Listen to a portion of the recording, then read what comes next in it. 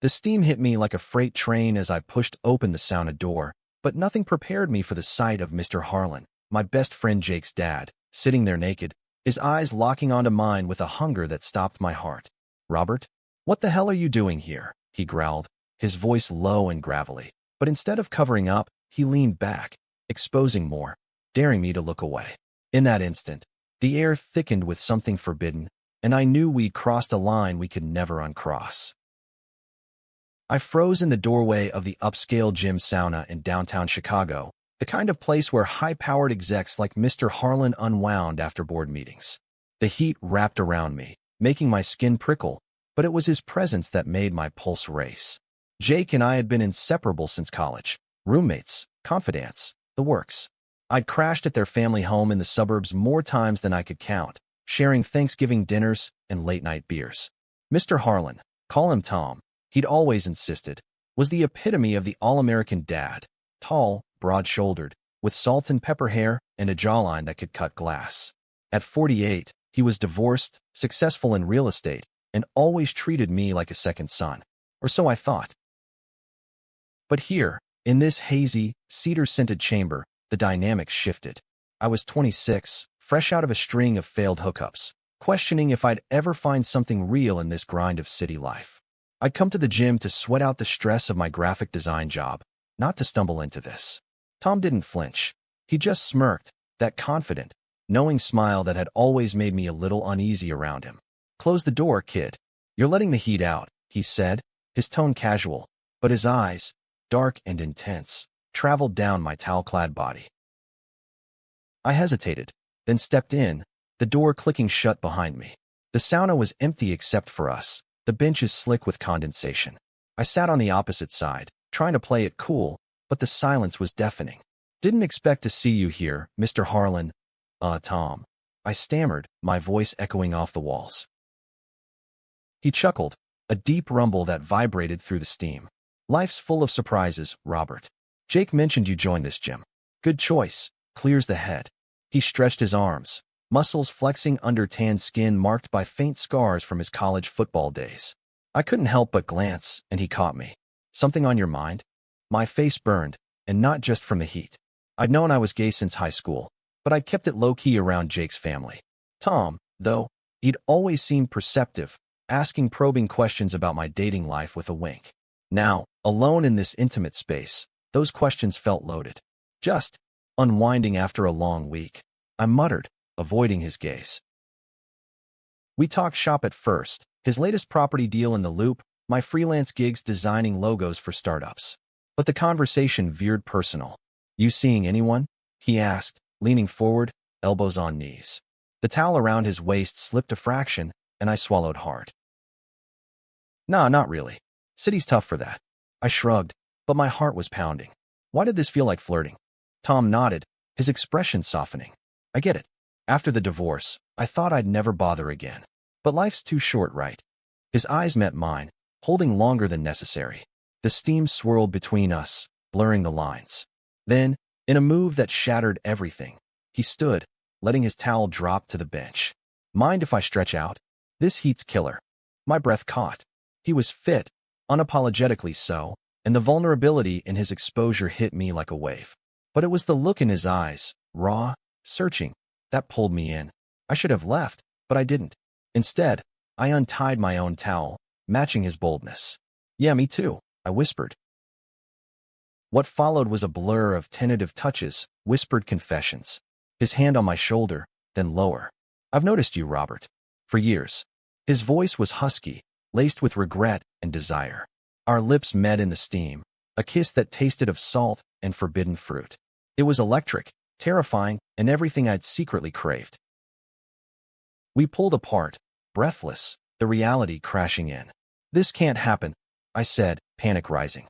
"Jake doesn't have to know," Tom replied, but his eyes betrayed doubt.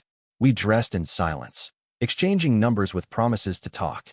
As I left the gym into the chilly Chicago night, the city lights blurring through my fogged mind, I wondered if I'd just ruined everything, or found something real. The next few days were torture. Jake texted about grabbing beers, oblivious. I dodged, claiming work. Tom called that night, his voice steady on the line. We need to talk about what happened. We met at a quiet bar in Wrigleyville, away from prying eyes. Over craft IPAs, he opened up. I'm not out, Robert. Never have been. The divorce. It wasn't just about drifting apart. I was hiding who I am. His hand trembled on the glass. Seeing you in that sauna, it was like a dam breaking. I shared my own story. Coming out in college, the heartbreaks, the loneliness in a city of millions. But you're Jake's dad. This is messed up. He nodded, pain etching his features. I know, but I feel alive with you. For the first time in years. We agreed to take it slow, stolen moments in his high-rise condo overlooking Lake Michigan. Late-night dinners, walks along the Navy Pier under starry skies. Tom's world was polished, expensive suits, vintage whiskey, but beneath it, he was tender, vulnerable. He'd read my favorite books, surprised me with tickets to indie films. Our intimacy grew, passionate and gentle, his experience guiding my hesitations. Yet guilt gnawed at me. Jake noticed my distance. Dude, you've been ghosting. Everything okay? He asked over coffee one morning. Yeah, just busy. I lied, hating myself. Tom and I argued about it. Him wanting secrecy, me craving honesty. What if we tell him? I pressed one night, tangled in his sheets. Tom's face darkened. He'd never forgive us. I'm his father, for God's sake. The tension built, our love a fragile bubble in the chaos of daily life. Chicago's seasons shifted from summer's humidity to autumn's crisp bite, mirroring our highs and lows. We attended a pride event incognito, holding hands in the crowd, feeling free for once. But reality intruded, a work event where Jake showed up unexpectedly, forcing us to act normal. One evening, as rain pelted the windows, Tom confessed more. I had a lover once in my 20s. We kept it secret, and it destroyed me when he left. His eyes welled. I don't want to lose you, Robert. I pulled him close, our bodies fitting perfectly. You won't. But deep down, I knew secrets had a way of exploding. As fall deepened, our relationship intensified, a whirlwind of stolen weekends and whispered promises. Tom's condo became our sanctuary, with views of the glittering skyline that made our troubles feel distant. We'd cook Italian, his specialty, laughing over spilled sauce, then make love on the balcony under blankets, the city humming below. He taught me about fine wines. I showed him underground music scenes in Logan Square. It was romantic, heady, like a dream I never wanted to wake from. But cracks appeared. Jake's suspicions grew. You're always out these days. Got a secret boyfriend? He joked during a Cubs game at Wrigley Field. I forced a laugh, but my stomach twisted. Tom and I fought more, about the hiding, the lies. I can't keep this up forever, I said one night, pacing his living room. He sighed, rubbing his temples. Give me time, Robert. Coming out at my age. It's not easy. I understood, society's expectations weighed heavy on men like him, especially in his conservative business circles. But my patience were thin. Then came the betrayal that shattered everything. It started innocently, a business trip to New York. Tom invited me along, disguised as a networking opportunity. We explored Manhattan hand in hand, away from Chicago's shadows, Central Park picnics, Broadway shows. On our last night, in a swanky hotel suite, passion overtook us. But the next morning, I found his phone buzzing. A message from Elena, missed you last night. When are you back? My heart sank. Elena was his ex-girlfriend, someone he'd dated post-divorce to keep appearances. I thought that was over. What the hell is this? I demanded, shoving the phone at him. Tom paled. It's nothing. Just maintaining the facade. Facade? You're seeing her. Rage boiled over. While we're... No, he protested. It's platonic. Dinners, events. To avoid questions. But the text suggested more, flirty emojis, inside jokes.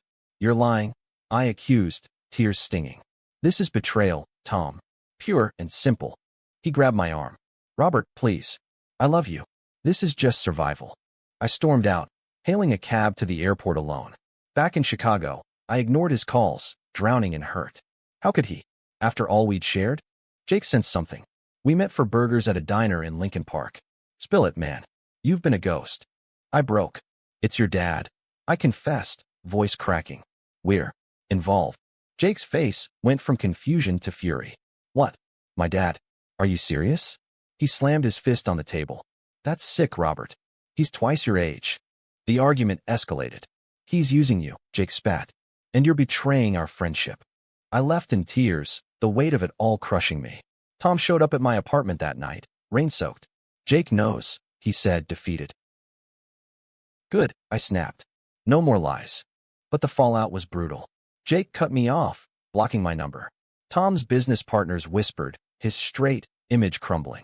He faced backlash, lost deals, judgmental stares. This is what I feared, he admitted over coffee, days later. Losing everything. Yet in the pain, something shifted. Tom attended his first support group for late-blooming gay men, sharing his story. I joined him, our hands clasped. I'm sorry for Elena, he whispered. It was cowardice. Forgiveness came slowly, built on raw conversations.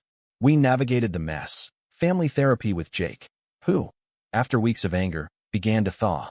I just want you both happy, he said eventually, though hurt lingered. Our love deepened through the storm, more authentic now. Walks along the Chicago River, no more hiding. Tom came out publicly, writing an op-ed for a local paper about love's unexpected paths. It went viral, inspiring others. But challenges remained. My career suffered from the distraction. I lost a big client. Tom faced estrangement from old friends. Still, we persevered, our bond forged in fire. One crisp winter evening, as snow blanketed the city, Tom proposed on the Millennium Park ice rink. Marry me, Robert. Let's build a life, out in the open. Tears froze on my cheeks. Yes, I breathed, the bean sculpture reflecting our embrace. The engagement brought a fragile peace, but the high of our commitment clashed with lingering conflicts. Jake attended the small announcement dinner at a cozy Italian spot in Little Italy, but tension simmered. I'm trying, Dad, he said, clinking glasses half-heartedly. But it's a lot. Tom squeezed my hand under the table. We know, son. Thank you for being here.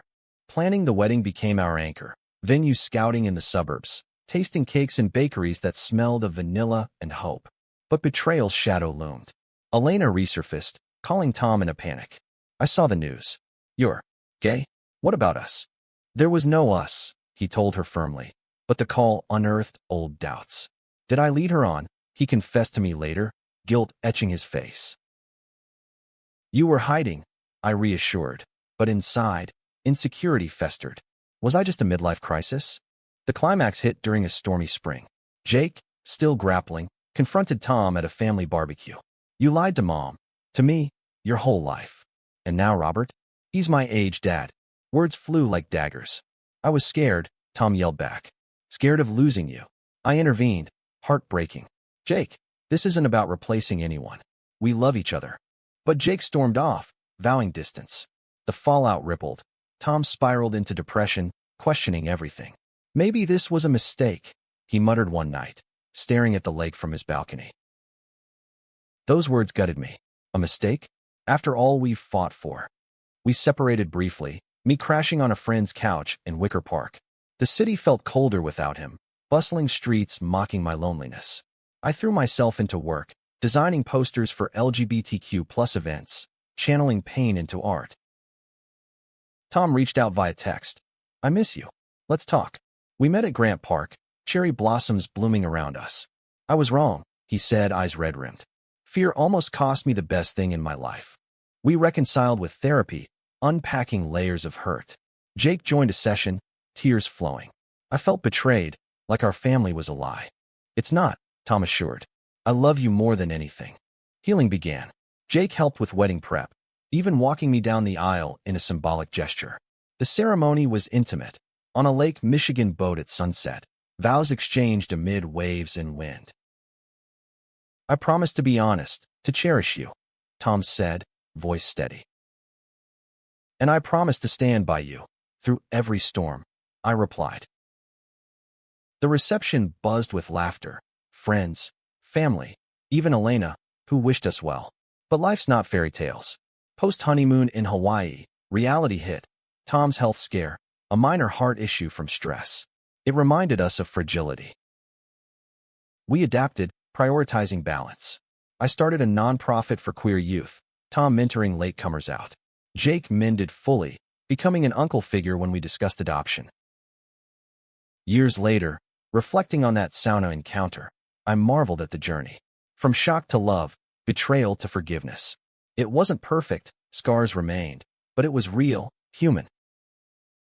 In America's heartland, we found our truth, proving love triumphs, even when it leaves you speechless. Our story didn't end with the wedding bells. Life in Chicago kept unfolding, testing our resilience in ways we never anticipated.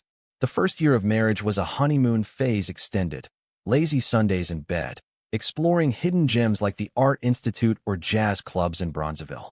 Tom retired partially, focusing on us, while I scaled my design firm, landing contracts with progressive brands. But beneath the bliss, subtle tensions brewed. Jake's acceptance was genuine, but holidays brought awkwardness. At Christmas in the suburbs, his mom side-eyed us curiously.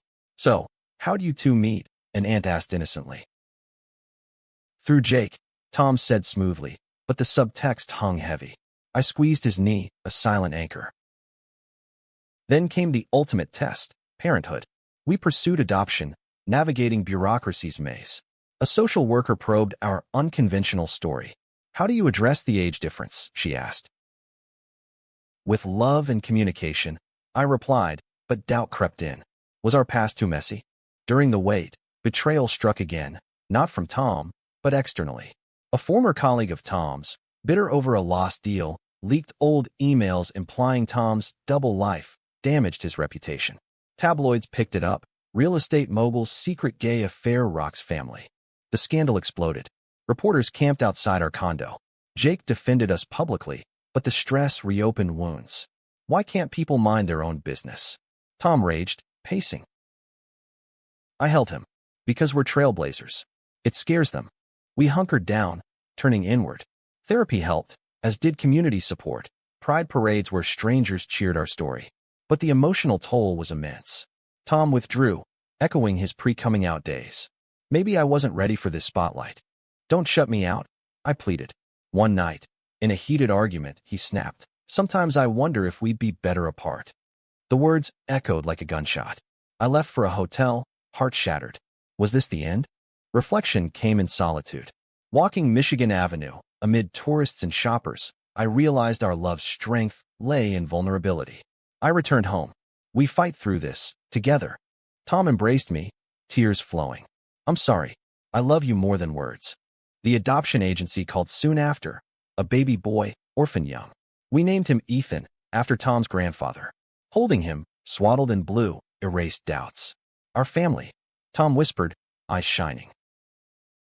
Jake became the doting uncle, babysitting during our date nights. Ethan's first steps, first words, "Dada," to both of us, cemented our bond. Years passed. Tom grayed more, but his spirit stayed youthful. We traveled. New York Pride, San Francisco's Castro, sharing our story at panels, inspiring others. Love isn't easy, I'd say, but it's worth the fight. One evening, as Ethan played in our backyard, Tom pulled me close. "That sauna day changed everything." I smiled. "Left us speechless, huh?" He laughed. In the best way. Our tale, Kitsch Tin and Nan Van, proved that in America's melting pot, love defies odds, heals betrayals, and builds futures. From surprise to speechless wonder, we found our forever.